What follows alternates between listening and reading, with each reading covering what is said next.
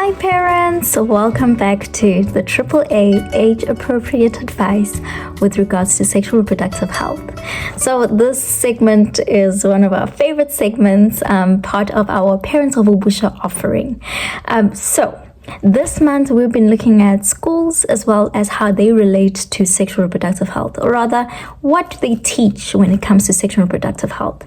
So if you've been following our feeds or looking at some of the things we've been putting up, we've been trying to explain the concept of what is called CSE, which is Comprehensive Sexuality Education. So that's I'm not going to call it the buzzword because technically, according to the facts, CSE has been around for 24 years in the LO curriculum. So it's high time as parents we know what it stands for and what is actually going on in LO. I know at not the student governing bodies, at the parents' evenings or the school governing body, there's a lot of debates and talks about, are they teaching our children about sex? Why are they talking about these things? Are they trying to influence them, etc., etc.?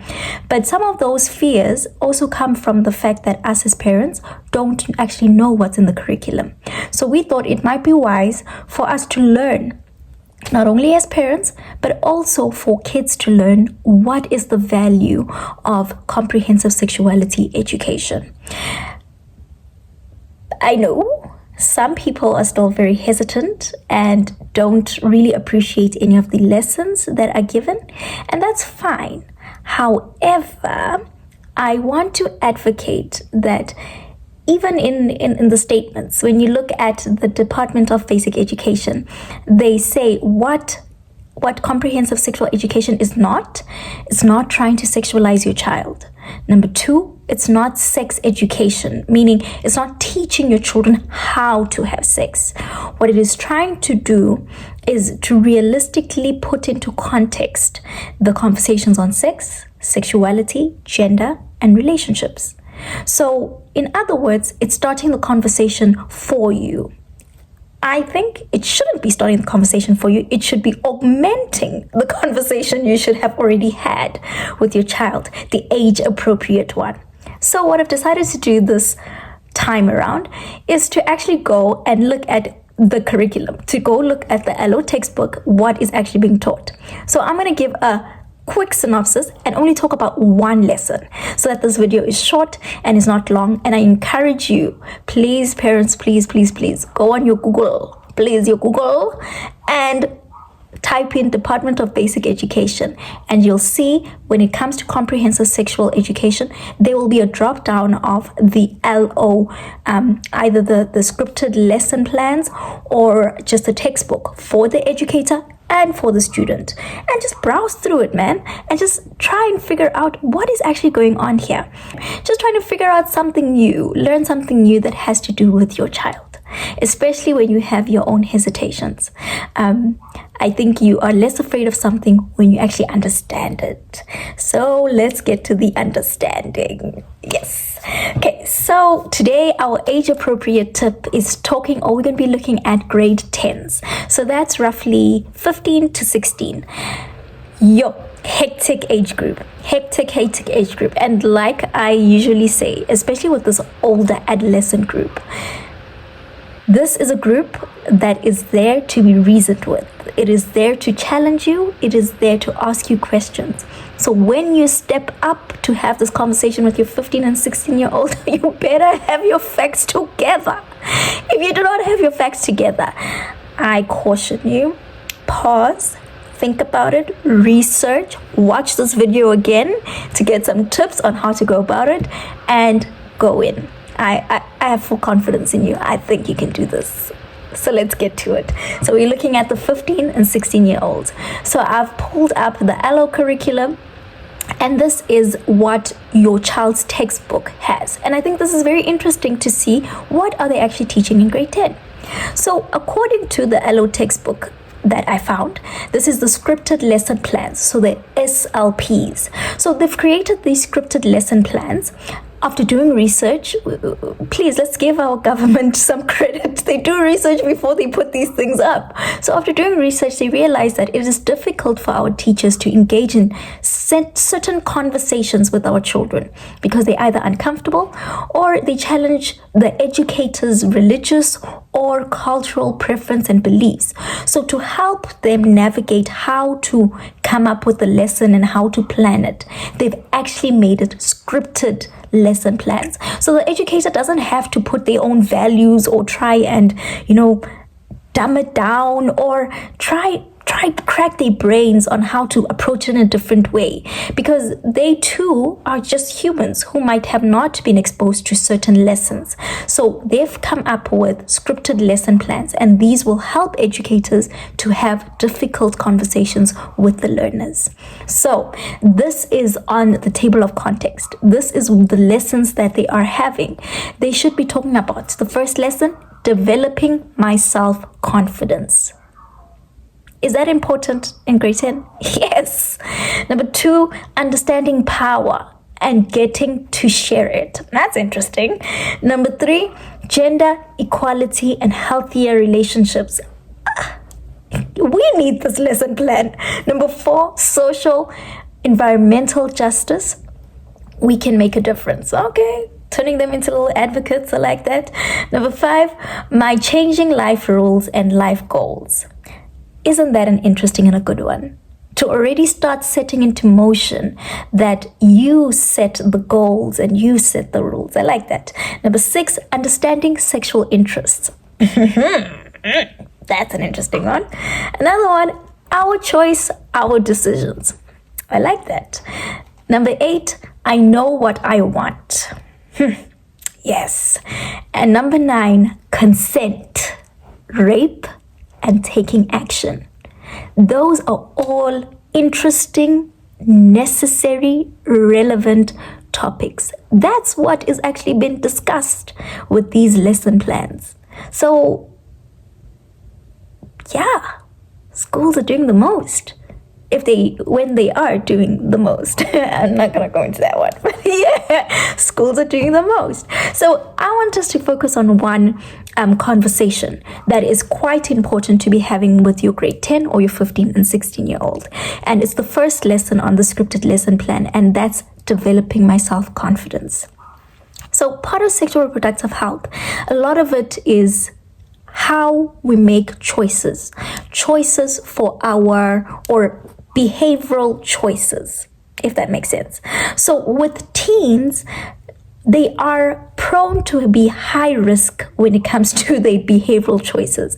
And that's largely informed by their natural curiosity as young people. You want to taste, touch, feel, smell. You're curious, and that's a beautiful thing, and it's a good thing, but it can also be a dangerous thing if it is not guarded, if it is not navigated properly, if it is not restricted appropriately. So when I mix this and I think about it when it comes to self-confidence, it is that the role of self-confidence also informs the choices you make. So with this, now you have, let's do the formula. You are naturally curious, therefore you tend to have risky behavior choices. And then you have confidence that must come into play. If you have a lack of self-confidence, and that self-confidence is also informed by self-esteem, self-interest, self-respect, and many others. If you lack that, the other two overpower. And the other two overpowering may lead to poor choices. So it is important for us to talk to our children and make sure that their self-confidence, their self-worth, their self-respect, self-esteem is at a level that they are able to balance out their curiosity and know when things don't serve them, which I think is what also greatly informs some of the other topics that are spoken about. So that's an important thing to talk to your child about. So I wanted to highlight a couple of definitions that I found in the textbook. First one is I want to go back to the scripted lesson plan. it explains it like this in the textbook. It says, the purpose. The scripted lesson plan, including comprehensive lessons and activities with assessment tasks that will help you to understand the concept, context, values, and attitudes related to sexuality. The lesson encourages you to think about the kind of behavior and attitudes that will lead you to a safe and healthy lifestyle. I think that's fair. And I think that makes sense as to why this is there to help. And this is the textbook for the teens. If they actually read this with understanding, it literally is saying this scripted lesson is there to help you so that you can make a good behavioral choice and your attitude towards a safe and healthy lifestyle. If you've seen our recent IG live, we had an LO teacher there. And the one thing she said, which stuck with me, was that you guys think LO is like common sense and like a joke, especially as teens, because our teens facilitate our IG lives. And she was saying, and you, even when you go into the exams, you keep thinking, now I'll thumb suck it, and it's common sense, And she was saying it actually is not common sense. It's a learned skill, and it's a learned skill that's trying to teach you and help you to make the good and better decisions for your life. So don't underestimate the lessons that you're getting in life orientation. So I think same applies when we see that this is the goal of what they're trying to teach in the LO class. This should make us proud. It should also help us to invest in reinforcing those lessons. That's why I'm advocating that get up to date, learn what they are learning, and get involved so that you augment exactly what they've learned at school. You don't have to reinvent the wheel. It's already moving. So talking about developing my self-esteem or my self-confidence, this is the first lesson that is out there. And there is a couple of definitions. So they start with a glossary, and they are literally just going through what is self-esteem, what is self-confidence, what is self-development, what is self-respect. And I want to read these definitions, and then we'll couple it with why is it relevant when it comes to the sexual reproductive health conversation and how you can navigate that conversation. So self-confidence is defined as trusting one's own abilities, qualities, and judgment of people and situations. Do you already see the danger? If self-confidence is not there. When your child cannot foresee that the people they are mingling with are not leading them where they desire to be or where their parents desire them to be, there's danger there. There is a danger there. So self-confidence and building that self-confidence truly can help your child to be able to discern the spaces they are in. Another one that they define is self-development. This is defined as when in small or big steps, you develop and strengthen your character, values, and abilities. Yes. Reinforcing that every single lesson and every single thing is for self-development. It also gives a sense of an autonomy back to the child to realize that destiny really is in their hands. They have the opportunities, the choice, and the abilities to pick for themselves where they stand, where they are going, whether it's a small choice or a big one, but it's a continuous strengthening of your character, values, and abilities. Then the big one, self-esteem. Self-esteem is defined as when you have an overall sense of confidence in your value as a human being. Hey, that one's a deep one. That one's an adult one. That's a big one. I think even in adulthood, self-esteem is a battle and a half. An overall sense of confidence in your value as a human being. And I think this is where parents play a big role. you don't have to lie to your child. And I don't think you are ever lying when you hype your child up and you literally make them feel like they are the star of the show. I don't think you are lying to them, and I don't think you are doing a disservice to them. I think you are definitely helping them, because whoever is given the responsibility to raise a child, that child is your star. That is your project. That is your gift. So if you are raising that gift to shine bright, to be the best, if you cheer it on and you say it's the only one that matters, that's true. It's the only one that matters in your world. That's fine. And exclamate that and make it a big thing. But it is important for your child to continuously feel that they are valued as a human being, because that does play a role in how they feel about themselves. And mind you, you making them feel like they're valued as a human being is not them feeling it as well. They still need to build up that confidence. But you making them the star of the show does help for them to feel important, special, valued, seen. So continue to shine, continue to praise, continue to encourage. Don't cease doing that. And I know every parent can find something to give thanks or to praise their child about. There's something. There's always something. There should be something. And then another important and special one is self-respect. This is an important one. With the sexual and reproductive health conversation, this is an important one, because this ties in with how I see my body. Especially, this is how I relate it. So it defines it as it's to admire, appreciate, and stand up for and take care of oneself. And a lot of that is how your self-image is, and wanting to preserve, and not only preserve, but also wanting to cherish, wanting to, enhance, wanting to better yourself. So when you admire oneself and appreciate yourself, and not waiting for external validation, those are important things when it comes to self-confidence. And the last one, self-awareness. When you are in touch with your strong points and your weaknesses, you know yourself well, your character and your feelings. Oh, that's another adult one. I don't know when I had that self-awareness. It certainly was not in grade 10. No, it was not. But later on in life, how much value do you see in these things? So I'm coming back to our important lesson. These are age-appropriate conversations to have with your child.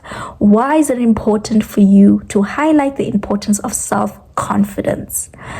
When it comes to a conversation of sexual and reproductive health, self-confidence informs our decision making. If we do not have that self-confidence, that self-worth, self-respect, self-esteem, self-development, and self-awareness, it is difficult for your child to make decisions that are pro their safety, pro healthy lifestyle choices. So when you talk to your teen about this, it's trying to figure out where are they and how do you meet and support them and help to guide and direct them. So it would be something like, I've been seeing lately that you like wearing crop tops. So when you are showing your belly and other things, are you not shy? Do you feel very confident going out there? That gives you a gauge. Like, no, I'm comfortable in my skin. I know who I am. Or, no, it's because it's in fashion. Then we probe. Then we ask some more. So, okay, it's in fashion, but what, do you not think you look beautiful in a crop top? Oh, yeah, I think I look good, but other people look better. Okay, but just when we think about you. So, you don't feel comfortable in the crop top because you don't think you're beautiful? What is it that informs your understanding of beauty? And that conversation should always be also a reflection on self. And I've said this in previous videos and I continue to say it. When you as a parent wants to have the most vulnerable, honest, and authentic conversation, it's when you redirect some of the questions also to yourself. So it's coming to the point of saying, oh, yeah, when I was growing up, I was super skinny. So I didn't have big boobs like my other friends, or I didn't, my beard didn't come out on time. And yeah, that made me feel some type of way. Yeah, it just made me feel uncomfortable. I didn't feel like I was growing up like the other kids. And I don't know about you, like, what about your friends? Are they all starting to show signs of puberty? Talk about yourself, relate it also to yourself. And you might also uncover certain things about yourself that you have not dealt with, but also it helps you to understand where your child is at and where you can then meet them and augment the conversation and augment the lessons that they're already having in LO. So, yeah, I am not being paid by the Department of Basic Education to praise them for the LO curriculum. However, I do think it is spot on with the lessons, and I think we can learn a lot as parents. And I would advise that you look through these resources, that you learn, and get some tips on how to go about conversations. There is nothing wrong with you getting assistance for something that is so valuable. This conversation is an important one. So when you approach your 15 and 16-year-old and you're like, I want to talk about this, like, how's your confidence going? Or you pick up on something and you want to, ask certain questions. This resource could have been your starting ground on you understanding, if you guys are learning about this at school, what's your thoughts about it? Are you understanding it? Do you think it's useless? And there you go. You started a conversation that might help your teen to navigate and understand their world a bit better. So I have full confidence in you as parents that you'll have the greatest of conversations. But like I said, do look at Department of Education. They will have the LO curriculum all written down there, or rather the different grades, and download a few. Warning though, it's a textbook, so there's like 130 pages. It's not for you to learn the textbook, but it's for you to understand, get a gist of what is actually being taught, and certain topics that stand out to you, maybe then hone in on those and look at those topics and talk about those topics. But it is good to learn. And it's good to impart fact-based conversations onto your children. So use this resource. I advise it. And above and beyond, Godspeed with this conversation. I hope this was helpful to somebody. So this is our AAA age-appropriate conversations with regards to sexual and reproductive health for our adolescent teens. And this is for our UB or Ubushabami parents. We hope you enjoyed this episode. Bye.